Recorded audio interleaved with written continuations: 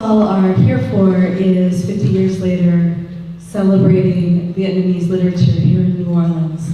For those of you who aren't from here, you should know just in the context of this panel that we have one of the largest Vietnamese populations outside Vietnam, and that is because when Saigon fell in 1975, New Orleans had sort of a very similar climate and ways to make money like fishing that you can do in Vietnam. So folks' skill sets could translate, even though the language didn't quite do that.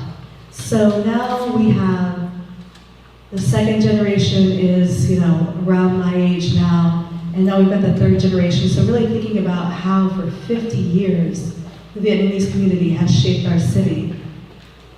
We're doing that all year long by focusing on E.M. Tran's book, Daughters of the New Year.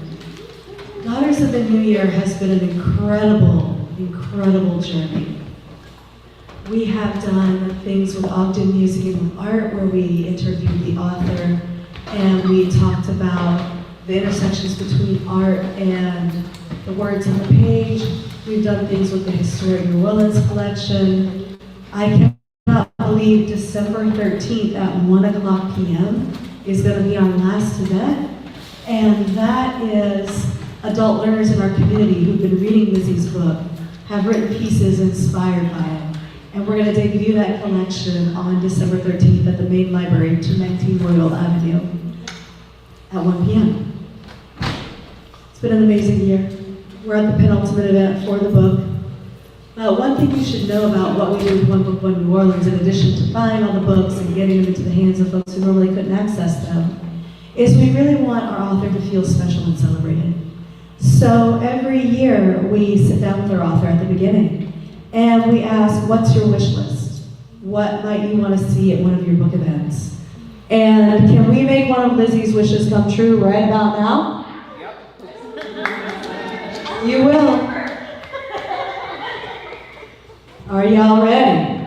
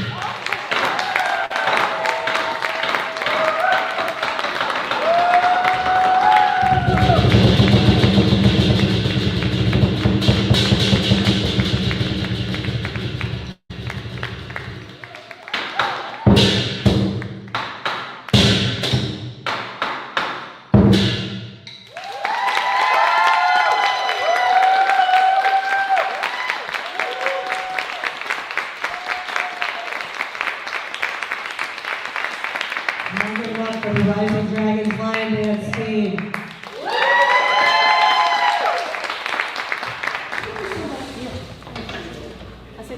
One Book, One New Orleans, where dreams come true. And on that happy note, I'm going to turn it over to Thi Bui and E.M. Tran, because I can barely talk, so I'm not going to introduce you. I'll let you guys introduce yourselves. Hi, everybody.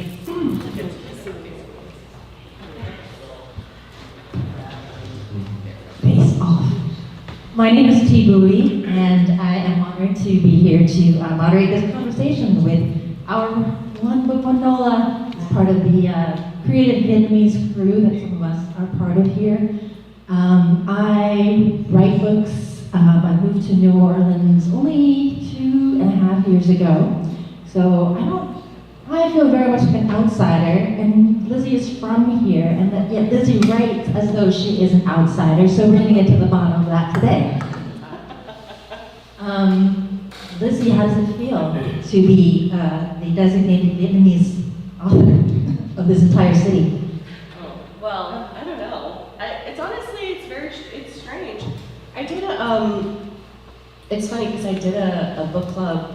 Well, like we're in a creatives group together, and sometimes I forget that like people don't know about us, like about Vietnamese people. Because I went to a book club Saturday? I went on Thursday to a book club meeting. Like these book clubs contact me and they're like, can you come? And I mean, the demographics of the book club are always the same. It's always like elderly white ladies. And there's a lot of them. There's like a lot of, I was shocked to find that this exists. There's like many very, very old, exclusive book clubs throughout New Orleans that are populated by these like very wealthy old white women. And they call me to come visit them for some reason. And so I went to this book club on Thursday, and it was really interesting answering their questions because it became so clear to me that they were like, well, we didn't even know, like, they were like, Vietnamese people are in New Orleans. We didn't even know about this community. And sometimes they'll say things that are like, borderline offensive, and I have to kind of be like, maybe don't say that. But it's just so interesting to be reminded of that, because when you're in a community like the one that we're in, it's so, you don't necessarily feel like you're an outsider until you go into those spaces and you're reminded like, oh, this isn't the reality of New Orleans for these people, and they certainly do view me as an outsider or as someone who is foreign to them. So to be the One Book, One New Orleans pick, I think also like a lot of the ladies in the book club were like, you're the One Book, One New Orleans selection. I was like, yes I am. So it's really actually like the whole year, every time we have like a One Book, One New Orleans event, people are like, this is the One Book, One New Orleans book. It makes me feel really good because I think that was a pervasive feeling I had as an adolescent growing up. It was like, oh, we're not a part of New Orleans. And now as an adult, it's subverted because I'm surrounded by other Vietnamese creatives and we're always talking about it. And it's not until I go into those other spaces that I'm like, wait a second, okay, I remember what this feels like now. Right, and it speaks to the institutions, right, to like put their weight behind an author and say, actually, you should be paying attention to this book, this person, this community, right? So has that changed for you? Like, I'm sure you've gone through your own transformation from teenager to adulthood and like found your agency, found your voice, made your voice very strong as a writer. Has this year changed you? Like, do you walk around with like a bigger swagger now? I think you know that I don't. I walk around the same, which is with bad posture and the feeling that I should apologize to everyone for being on these things. But yeah, no, I mean, I think that with age comes like this general, I feel like the older I get, the more, this is true for writing and just in general, like when I enter new spaces, that the general feeling of like, I don't care anymore, like I don't care so much about external validation so much that it doesn't affect necessarily the way that I write or the way that I move through the world. And it's healthier for your writing too. Like when you're not so worried about people, how they're going to take your writing, it's like, then you're free. You can just write about whatever you want. And it doesn't, you don't have to feel like you're pandering to a specific reader. And that was the biggest problem with my writing when I was young, was that I was so concerned about being perceived as a Vietnamese writer or an Asian writer that I was like, if I write about being Asian, then people will say, of course she's writing about being Asian. She's Asian. She doesn't have anything else to talk about. And now I'm like, well, yes, I'm writing about being Asian. Like, what's it to you? You know? Yeah, you're right. What are you writing about? You know? Yeah. Was there, because I feel like I reading your book, well, hold on, let me backtrack a second. Has everyone here read Daughters of the New Year? It's okay if you haven't. Some people have, some people haven't. I don't want to give away any spoilers, but can I just say what I really like about your book? Oh, sure. I really like the violence. Oh, thank you so much. Okay, you didn't know that there was a lot of gory very violence. violent. It's like a violent fantasy. It's Yeah. like all of the violence that I can't enact in my daily life. That's right. Yeah. It's full of like beautiful Vietnamese women. Yeah. And it's full of circumstances in which they are in peril, right? Yeah. They're going to be molested, they're going to be sexually assaulted, they're going to be robbed, they're going to be belittled, and then they do these crazy things. Yeah. There's a lot of like, There's like,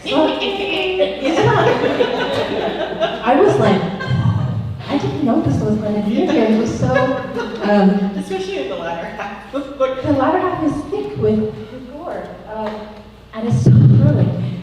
And like as a reader who, you know, is a Vietnamese woman, I found it really gratifying and, you know, empowering and just awesome. And Thank you. so was that something that was equally cathartic for you to write?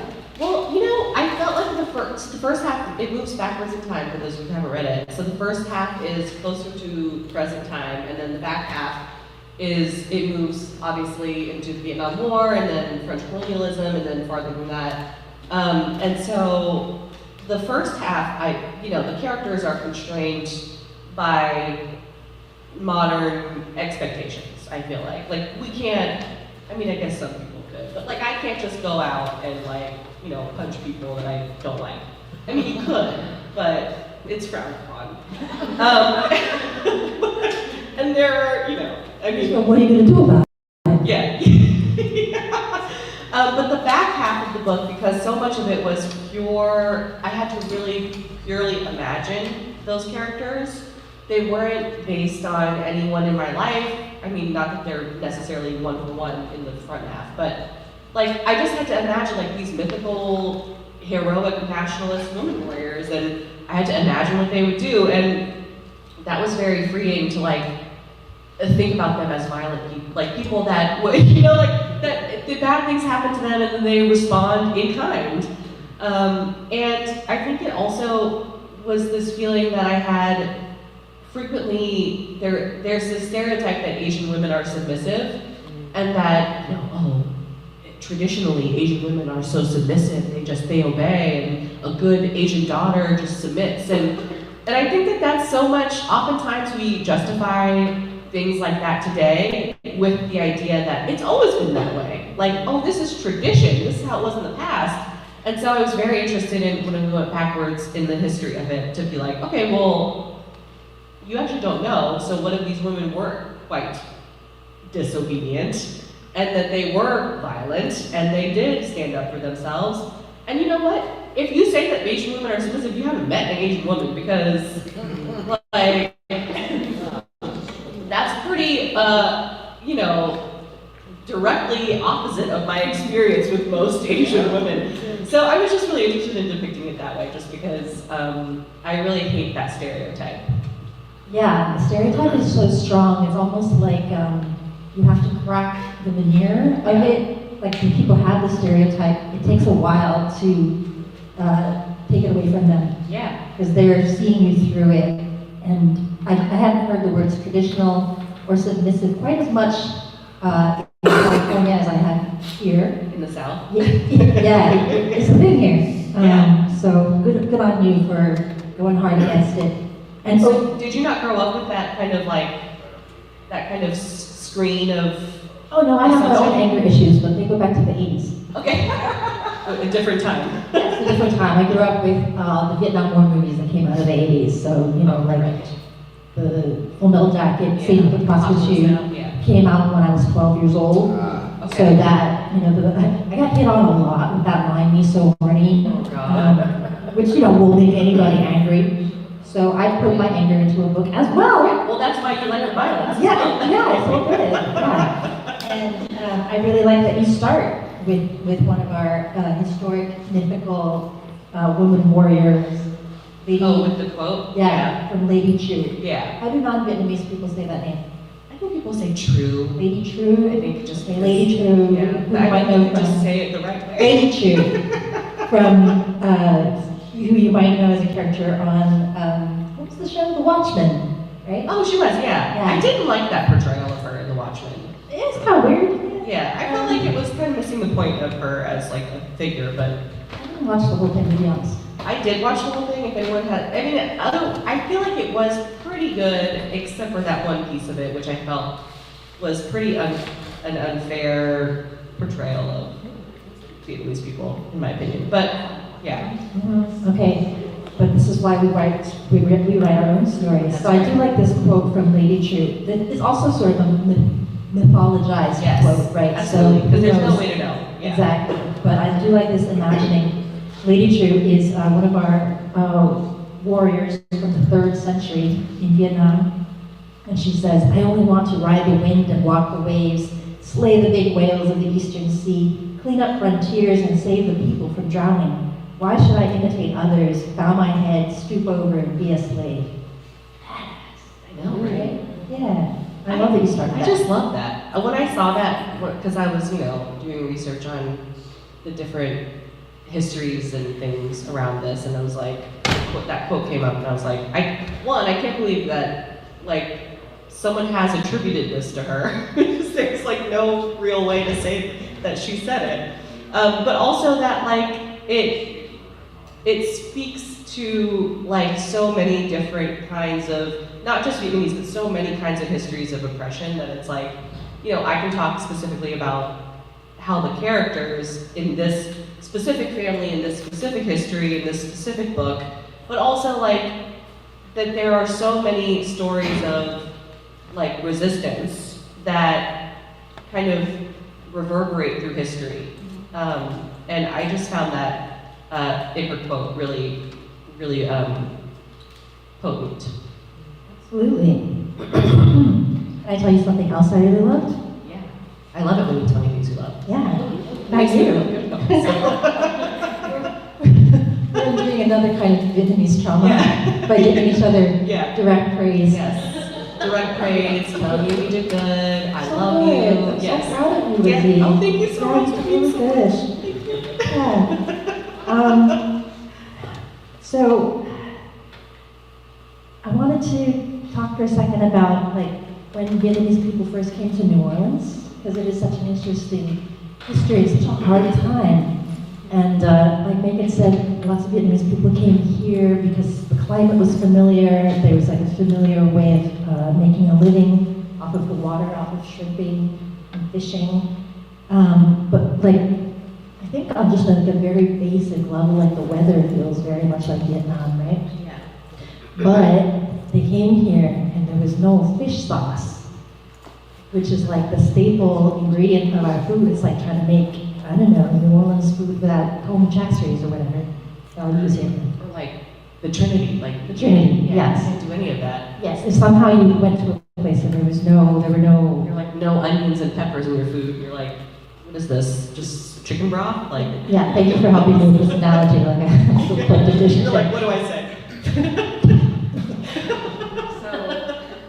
So no fish sauce in the beginning, and then there's this scene where one of the characters, like, figures out that somebody has brought fish sauce to town and is selling Contraband fish sauce. contraband fish sauce from Thailand and is selling $50 a bottle Yeah. Very inflated. back in the 70s. Yes. Which is like, I don't know, $500 Yeah. today. Inflation. Yeah. But people are so starved for this taste of the homeland that your character actually goes and inquires about it because she might actually. She's like, what is the threshold for me? Like, what can I pay for this bottle? Right. What am I willing to give? So the incredible amount of longing that comes from displacement, the kind of exile that you may never get to go back, so you have to figure out how to make this place your home. That says so much to me about our parents' generation and what they went through.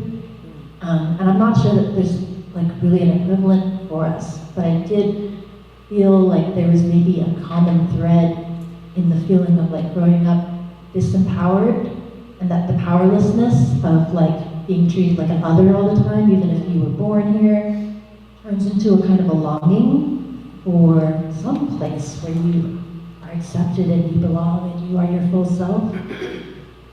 But then like that longing turns into like crazy fantasy violence, which is great. Is there another route that it takes for you that's different than violent fantasy? Like, if I were to write this differently, do you mean? I don't know, for the characters or for yourself, like what's the other ending? I don't know if there is another ending. I mean, well, I mean, this is the thing that makes me so angry about what we're going through today, which is that there's all this talk about peaceful protest and, you know, this kind of vilification of people who take it further than peaceful protest. And sure, I can understand where that anger comes from for people who, you know, don't damage the property or don't, you know, they'll have reason to say that, like, you know, this protest shouldn't take place if you're violent. And if you look at every single revolution that has happened, literally, I mean, there's literally no exception. Every single revolution that has happened only occurs because of violence. And I'm not saying that we should be violent all the time, but I'm saying that if you look objectively at the ways that change occurs, the people who are in power never give it to you willingly. They only give change based on the threat of violence. And a protest is, I mean, it doesn't have to be violent, but it certainly should be inconvenient. Because that is the point of a protest, right? Like, who's gonna look or care about a protest if they can just conveniently pass it by and not look at it? It has to shut down the interstate. It has to, you know, clog up the storefront. It has to do all of these things in order for people to pay attention. And so, for me, like, these characters who are up against systemic issues that, or, you know, just like these moments of, like, really deeply unsettling violence against them, the only response that they can have is violence back, in my opinion. And I don't think it would be, if I tried to write it peacefully, I just don't know if it would be interesting also. I guess I meant an inner piece, but no, I'm with you on the... Oh, inner piece for the characters. I don't know about that. Yeah. Work on the outer piece first. Yeah, definitely. I mean, I don't know. I feel like, are there any characters that have inner peace? I can't think of any. Do you know any? I mean, I think you just give it to them. You just, you know. you feel like you're the writer. Exactly. Like, you can give it to them if you want to. I guess so. I guess this is like a difference in, I mean, not to say that we have different approaches to the character, but like, this just reminds me of so many craft talks about like how people view their characters, and I think about how Toni Morrison talks about how the character is like there, and they're like, they won't shut up while she's writing, and they're just like, no, you can't write it like that. And so then she has to put it down on paper, versus like someone else who's like pulling it out of themselves and like putting it on the page. I think that is an interesting craft question that I don't have the answer to of how I do it. I literally don't know. I think I black out when I'm writing. I don't know what I'm doing. Yeah. How do you approach your writing? I don't do fiction. I know, but like when you're writing though, like are you, I mean, I do feel though that there is a form of fictive creation when you're writing nonfiction. Oh, no, absolutely. Like, you are crafting a story, so you sort of have to bastardize the fact to create your narrative. But for me, I think nonfiction is sad enough, and so maybe that's why I want to give more characters some healing. Oh, that's why you're asking about your piece. Yeah, I wanna like give them somewhere to go after all of this suffering that I put them through. Yeah, that's interesting. I don't know. To be honest, I've never thought about that. I've never thought about giving them a piece. Although I did have this fiction workshop that I was in once, and I wrote this really sad story about this guy, and he was, unhoused, and it's like nothing good happens in the story. It's just really sad. And then the teacher, my fiction workshop leader, was like, I just feel like maybe just a lot of stuff is happening to this guy. Maybe we could just make it a little bit happier. And that is something that has stayed with me when I write. Like, maybe I shouldn't put my characters through this, maybe inner peace. Maybe there is a way for them to find inner peace. It may be low-hanging fruit. I don't want to like impose it on any kind of story. I'm changing it all for you, T. But I do think of like that Kurt Vonnegut lecture on the shape of a story.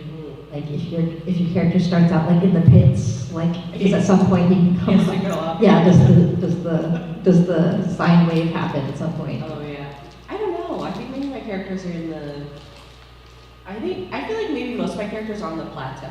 Mm-hmm. They're just like how do I change my life? Is I think where most of them start.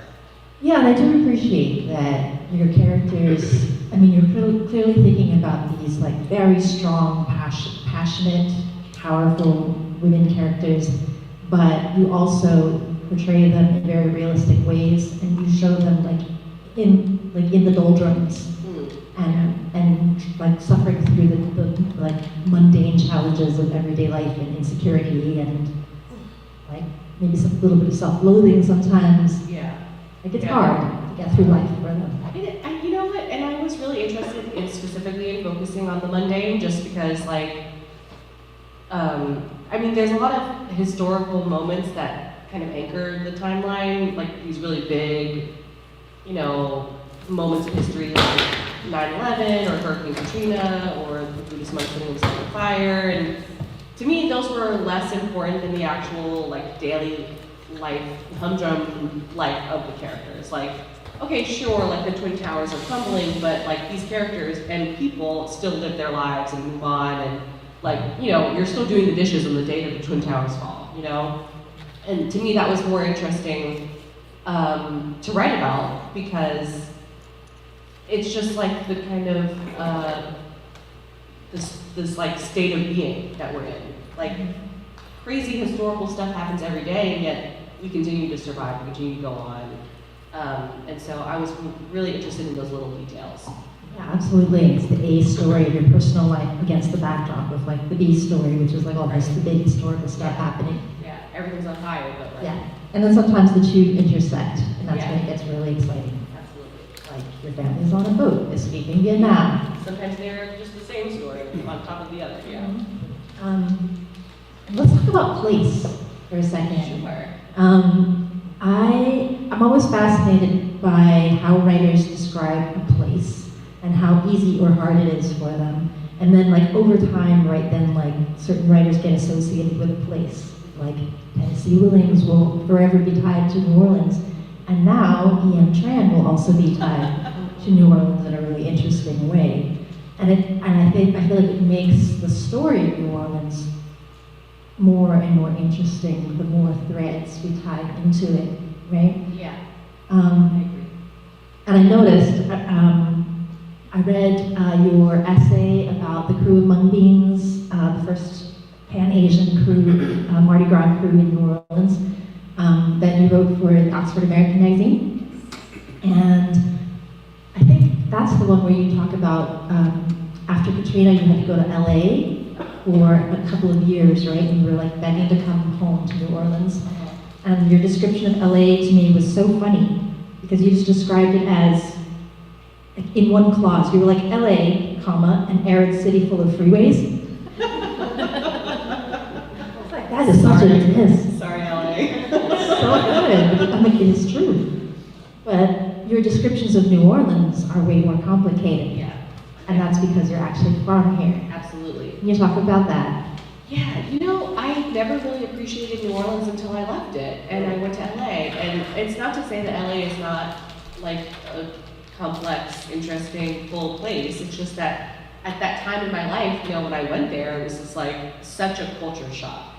I mean, it really is so many freeways, and like the sprawl is crazy, and like it's the epicenter of popular culture and consumerism. Like there's just, you know, billboards everywhere of TV shows, and it felt very different. Like the air felt different down to that. Like it was very dry. And New Orleans, when I came back, I just had this renewed appreciation for all of the people, just like, I mean, because the place is really the people that populate it, right? And I mean, that was maybe my main complaint about LA, and definitely the crowd that I was immersed in, which was, I went to this school that was in West Hollywood, and I was like, you know, my sister like brought me around all these schools, and she's like, my sister's a refugee, and they were like, oh, you poor refugee, you can come to school here. And so I went to this like tiny private school in West Hollywood. And it wasn't like Beverly Hills High, but it was like where Beverly Hills High sent all of their kids that got expelled. So it was like, you know, all the kids that were very, very wealthy, like the kids of B, C list stars. I went to school with Misha Martin's little sister. So it was just like, you know, there was the concerns that they had were not, I couldn't relate to it, you know? It was like concerns about their dad and producing certain television shows and like going to these Hollywood parties, and I was like, what? I don't even know, like, I look like I'm 12, first of all. Like, how could I go to this Hollywood party? I had braces. And, you know, we went on this, we had this outdoor education trip to the Malibu Hills, and this guy pulled me aside, he looked me up and he goes, very Marc Jacobs. He was like, she could be a Marc Jacobs model. And I was like, wow, I don't, thank you, but like also, I don't know you, sir. I don't think I could be a Marc Jacobs model, but. Okay, but talk about New Orleans. Okay, but yes. So anyway, coming back to New Orleans though, it was like very much, I mean, people here just love traditions. Like, I don't think I ever realized, you know, Mardi Gras was just a thing that happened every year before I left.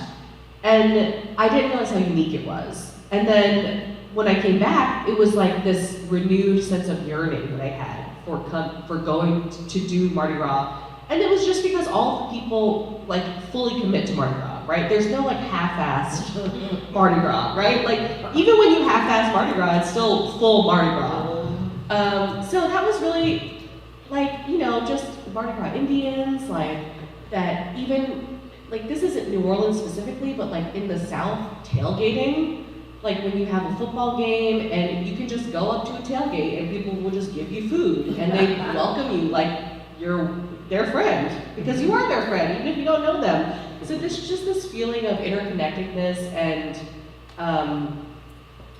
like the investment in community bonds was really, really interesting to me. And, you know, just the food as well. In LA, everyone was so concerned about like eating too much.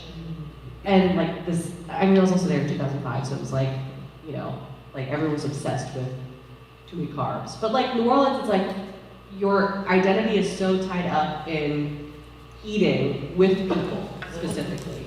So that was really, really something that I really missed. And when I came back, I was like, yes, I would like to eat, thank you. But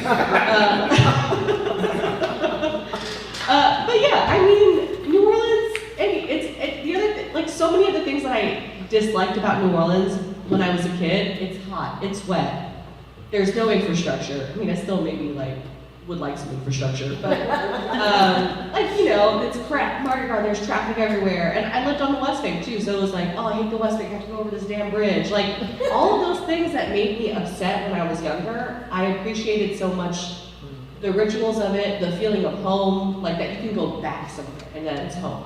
And I don't think that everyone has that. And do you think that there's anything about your New Orleans that other people don't know about, that you think that they should know about? Yes, I mean, to me, the most frustrating thing about leaving New Orleans and going out to a different place and saying that you're from New Orleans is the assumptions and the images that are already tied to New Orleans, that they're very pervasive, that people have. Like, when you tell people that you're from New Orleans, like, oh, like, do you live in the French Quarter? Or like, you know, do you say y'all? Which, yes, I do say y'all, but it's like people don't think you have an accent until you say y'all. I'm like, you have an accent. Like, I actually don't. I mean, I guess, depending on who you ask, I do. I'm sure Brits think I have an accent. But, like, it's just, there's so many, like, very entrenched ideas of what New Orleans looks like in the national imagination. And for me, New Orleans is like Kim's Noodle House in, you know, Harvey, where we would have the New Year's festival, like growing up, where we would have the New Year's celebration every year. That's a part of New Orleans too. It's, you know, Hong Kong Supermarket is also a part of New Orleans. All of these strip malls, Versailles in New Orleans East is also a part of New Orleans. Like, all of these things that if you showed someone a picture of, like, that was not from here, like, hey, do you think this is in New Orleans? They would say no. I mean, even like the food. I was watching this like influencer video the other day, and I was like, he was not from New Orleans, but he came to visit. He was like, I'm gonna go to New Orleans and try this food. And he went and tried a Vietnamese restaurant, and someone, I mean, not even someone, like the whole feed, because his feed was not, it was like all, you know, people from outside of New Orleans. They were like, you went to New Orleans and had Vietnamese food? You obviously didn't know what you were doing. And it's like, you obviously don't know that we have amazing Vietnamese food. So that to me just signals like that it's really important to add to narratives about New Orleans. It's really important to expand our definition of New Orleans, to say like, okay, like just because it's not the French Quarter doesn't mean it's not New Orleans. So that's really important to me. Yeah, Vietnamese people have been here for 50 years. Yeah. When I moved here, I drove from California through, you know, all of the different landscapes to the swampland, and like it finally made sense to me. And then I went to a book talk, and then I went to the Garden District book shop, Yes. and saw a French Vietnamese Cecil Lean Papa. Oh, okay, yes. Yeah, Lean Papa was doing a book talk that night. And then we went from there straight to Mary Queen of Vietnam Church in Versailles, in New Orleans East, where they were having the Mid-Autumn Moon Festival. And like, you know, they were like Paris by Night like singers on stage. There were like food vendors. We got a giant tray of soft shell crab and a giant tray of clams. And we were drinking all this cold beer that came in like buckets of ice. I was like looking around, like first of all just very tired from driving, but also like it felt so much like Vietnam, or maybe San Jose back in the 90s when people came together more. But I was just like, where am I? And then I was with our friend Daniela Zalsman, and she said, you're home. Oh, that's and it was so the nice. best moment. Yeah, you know, I think I was at that book talk at Garden District Bookshop, because I remember you coming in and being like, I just drove across the country. I was like, hi, nice to meet you. Oh, that's right. Yeah, and you literally had just driven in like that day, and I was like, oh, thanks for coming. Yeah, go hard. Yeah, you do go hard. T's like, listen, we gotta pack the day full of all these things. I'm like, I gotta go lay down. I'm older than you. I might die sooner. That's how I roll. That is, I just want to say that's such a Vietnamese thing to say. Somebody asked me yesterday, when did you start thinking about death? I was like, first grade. Literally, my dad would say that he was like, I'm gonna die in the next year for like 30 years. 30 years, yeah. Literally, like my whole life, he was like, I don't know when I'm gonna die. I'm gonna die tomorrow. This is where we live. Yeah. Calm down. So now I know it's cultural.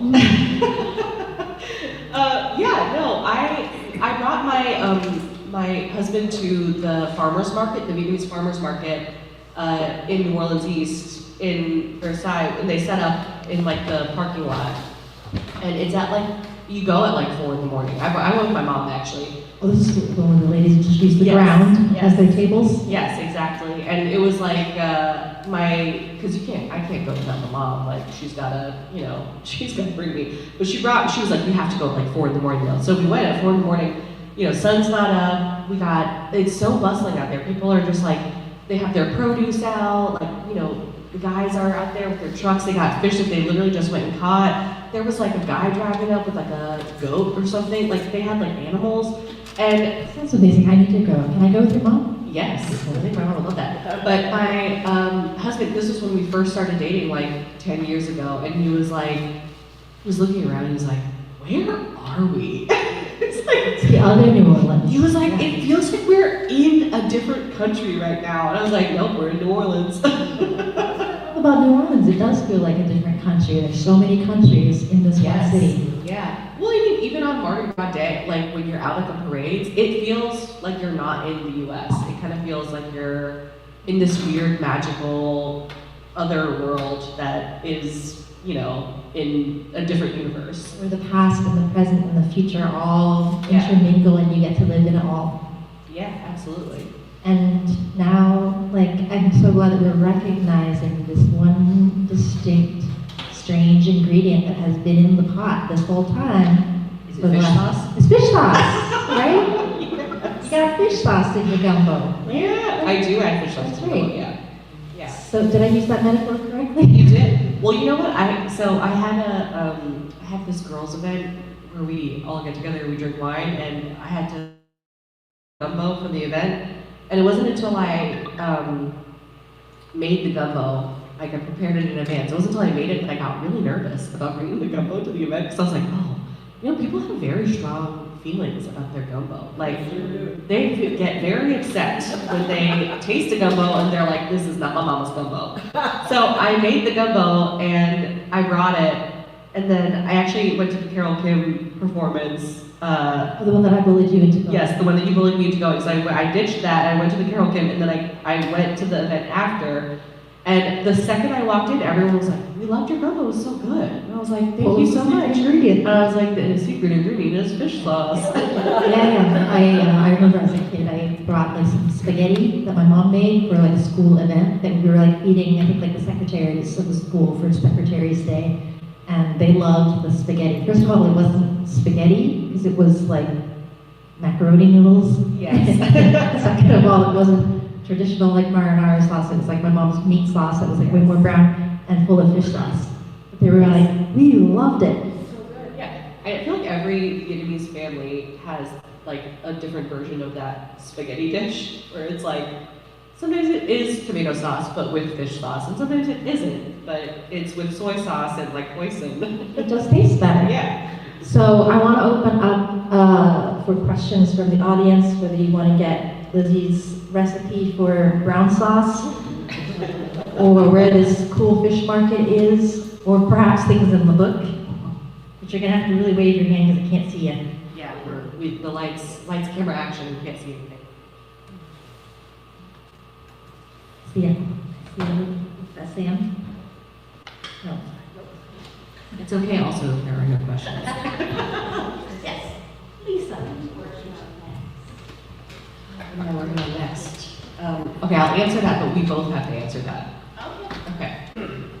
So I was working on another book, and then I hated myself while I was writing it, which it just wasn't working. I don't know if you've ever had that experience where you're writing something, you're like, I hate this, and I don't want to write it. Okay, so I was writing my second book, which was about sororities in the South, and on paper it sounds like it would be great, but the whole thing was very boring, and every time I went to go write it, I was like, I hate this book. So I put it away. I was like, maybe I'll try writing something else. So I started writing from Kung's perspective, the dad in the book, and it just was so much more exciting and fun to write, and I felt just really energized by it, and I was like, oh yeah, I'm not supposed to dread sitting down to write. So I put the sorority book on hold, and I'm writing that, but it's It's inspired by Don Quixote, which, so the male character, of course, is delusional, and he, yeah, of course, and essentially the book is about him failing up in the Vietnamese army, in the South ARV, South Vietnamese army. So it's a bunch of shenanigans. He, it's kind of funny. It's kind of based on all these tales that my dad told me about being in the army and, just how much he screwed up all the time. And a lot of it is made up just because he's not around to tell me what actually happened anymore, but a lot of it is like inspired by these, romping tales that he used to tell me. So that's what I'm reading right now. That's amazing. What a great present for him. Yeah, well, Yeah. he's still haunting me, like, you have to write a book about me now. Telling you what to write. Spooky. It is spooky. I mean, I don't know if you believe in ghosts, but I'm Vietnamese, come on. I was just to say, he's hanging out. Actually, my sister saw a medium, and I know. I'm like, how could you? That's so scary. Mm-hmm. But she went and saw a medium, and she was like, the medium told her that our dad was mad that I wrote a book about our mom, in heavy quotes. And he was jealous, and he wanted to write a book. I know, I was like, how does the medium know that? Such good motivation, huh? Parental guilt. You're definitely gonna write that book. Even in the afterlife. Even in the afterlife, parental guilt. That's right. It's gonna be a good book too. Full of shenanigans and angst. Yes, absolutely. So what are you working on? I'm working on a nonfiction book about ice. Oh, I can't wait. I can't wait. I've been working on it since Trump 1.0. And at first I was like really excited. I was like, I'm gonna get this done in a year. And then life got really crazy. And then the pandemic happened, and so I put the book on hold because I had gotten to a point where I was also dreading working on it because I think I just needed maybe to be working on something joyful. Yeah. Instead of the most depressing book ever. But now we're in Trump 2.0 and everybody knows about ICE and trying to make my job easier. Yeah. So it's now a series of essays about, where did it come from? It's very young, it turns out, and who gets affected by it and how does it relate to the prison system and who are all the different groups that get affected by it. So the people that I've been following are all Asian American, Okay. Southeast Asian mostly. And so it is really tied to coming as refugees, again, getting resettled in the worst places in America, where the only protection that they had was to join a gang. So then getting caught up with the law as teenagers and then getting sentenced during the tough on crime years in the 90s Okay. to prison sentences that were crazy, to long, way too long. And then suffering the double punishment that immigrants have, which is they have to serve their prison sentences and then they don't get to go home. They get transferred over to ICE to get deported to countries that they maybe weren't even born in or left as refugees. So a lot of people don't know about that either. Crazy. So yeah, I guess I'm trying to expose a side of the prison system. And the goal is not to say anybody's more oppressed than anybody. It's actually to say, hey, we are all screwed by the system that doesn't make anybody safer, and we should all be trying to abolish ICE. Right. No one's an exception. Are there illustrations? Yeah, it's all drawn. That's why it takes so long. Yeah. Can't wait. See that? I can wait. I'm excited. Hi. Hi. Oh, hi. Hey. What's a representation of Vietnamese New Orleans that you wish you have already seen, or seen either visually or seen written, that hasn't existed yet? Oh my goodness, I don't. Ooh, a representation of Vietnamese New Orleans that I want. I want to see. That's a toughie. I guess. I feel like I would have a lot more answers, except for that you guys are doing a lot of the things that I had never seen growing up. this Carole Kim jazz ensemble that happened was like amazing. It was like a wonderful fusion of New Orleans and Vietnamese soul. And like that is something that in my wildest dreams as a kid I never would even know to look for. Like if that had been something I had access to, like that would have been game changing for me, I think. I think in general, I would love to just see Vietnamese art and music and writing and culture included in like institutional New Orleans spaces, like from the get-go. Like not as a Vietnamese 50-year exhibit retrospective. I don't think that, I mean, I love that that happened and I was really excited to bring my mom to that, but I would just love for Vietnamese art to be already New Orleans art, included in the New Orleans Museum of Art, included in, you know, anthologies about New Orleans. And that to me, like, I don't know if that's necessarily answering your question, but like, to me, that's the goal. Like, it's not that we're a separate sideshow act, like a circus show that's additional to New Orleans. We're already enmeshed in and a part of and included in all of the things that are in New Orleans. So I would love that in my lifetime to happen. Me too. Yes, which is actually my follow for my question. Your publisher, what was your publisher thinking? Because they have to put you in a genre, they have to set up marketing. So when you all say Asian, like when people say, you know, this Asian, I say when you say Asian or South Asian, you know that India is considered an Asian, you know, China. What was your publisher thinking when they thought about when they decided to publish your book, and what market were they targeting?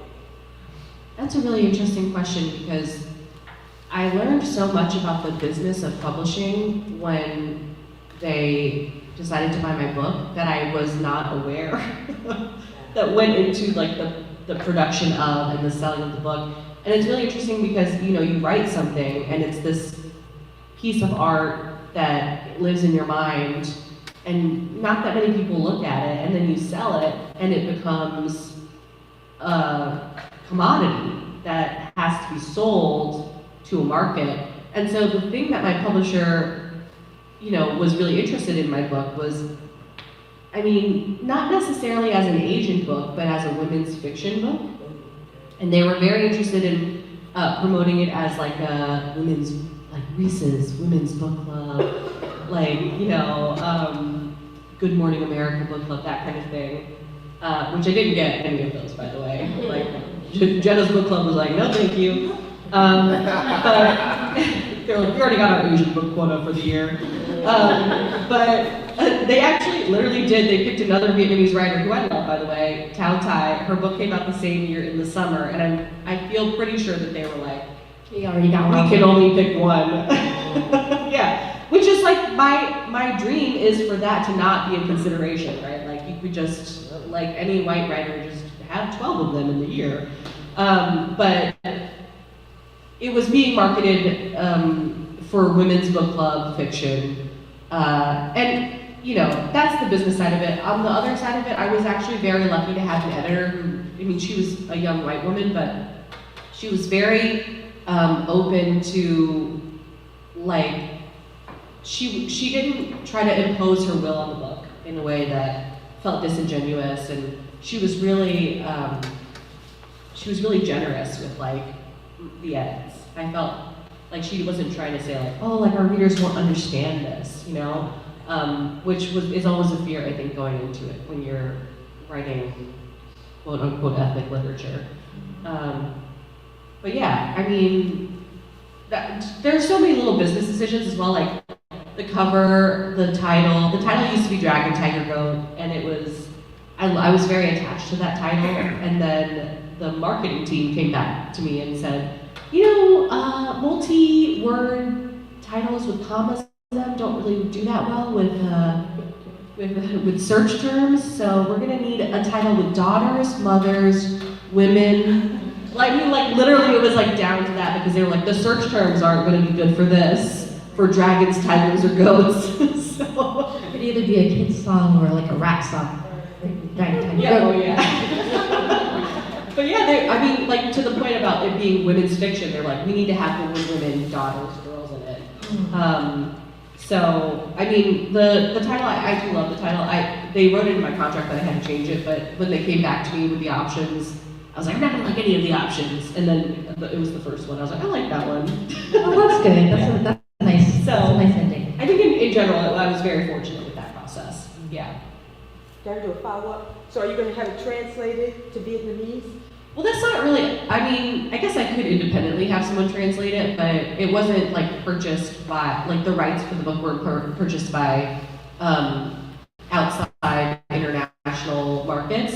So like usually when you put your book on the market, you sell North American rights and then you can sell like, French rights, German rights. It's really hard yeah. to get your book picked up by a Vietnamese publisher Yes. if your book has anything about refugee stories, because of the history of the diaspora, was on the losing side of the Civil War, and so they don't like these stories back home. Right.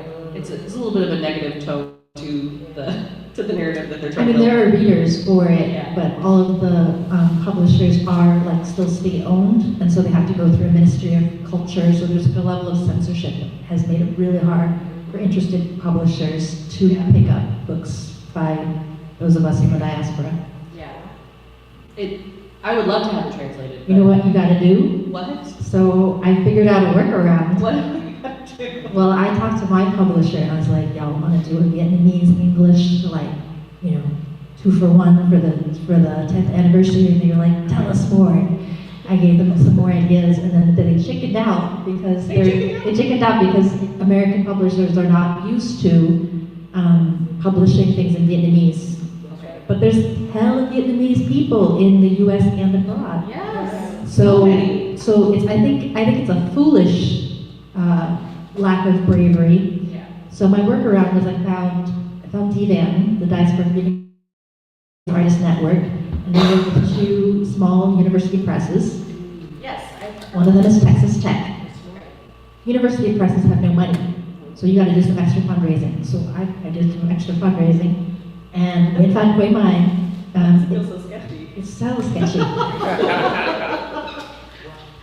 But that's also Vietnamese. Yeah, it is. Very enterprising. Yes, like the fish sauce bottles.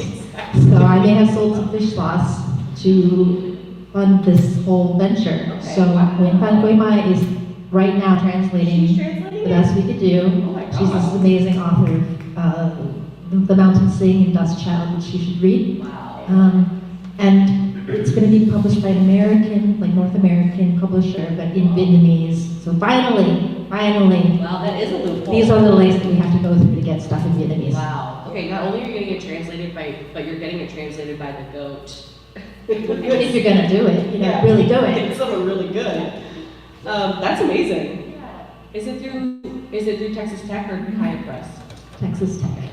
And they have Texas Tech also randomly has a very large Vietnamese literature archive, Vietnamese archive in general of just like materials and things that you can go and.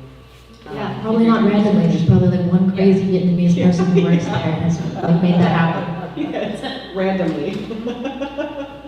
That's awesome.